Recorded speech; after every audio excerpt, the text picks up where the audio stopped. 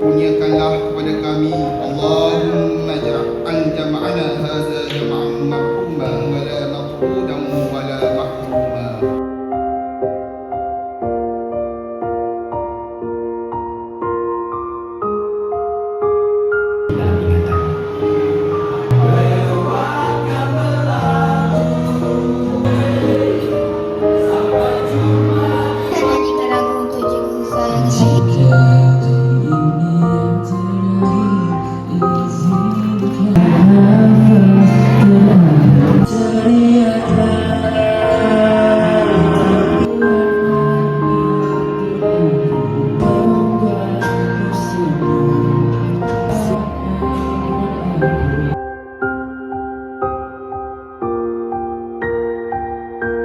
Tujuh tahun saya di sini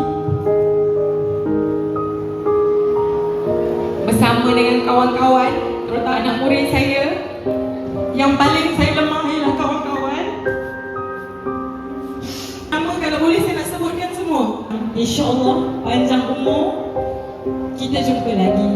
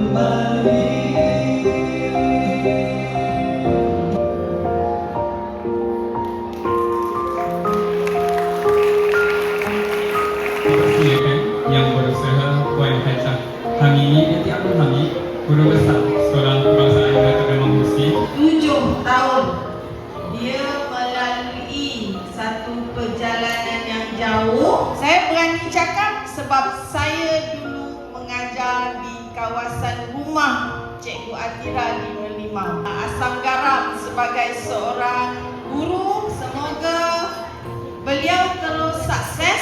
Saya doakan sentiasa menjadi guru yang berkualiti dalam kita mendidik anak bangsa kita.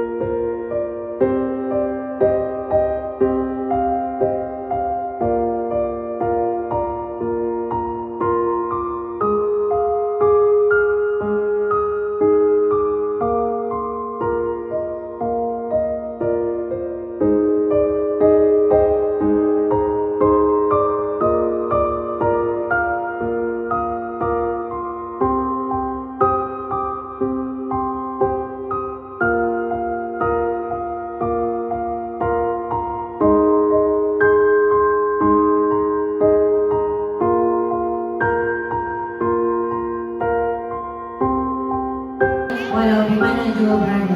Assalamualaikum.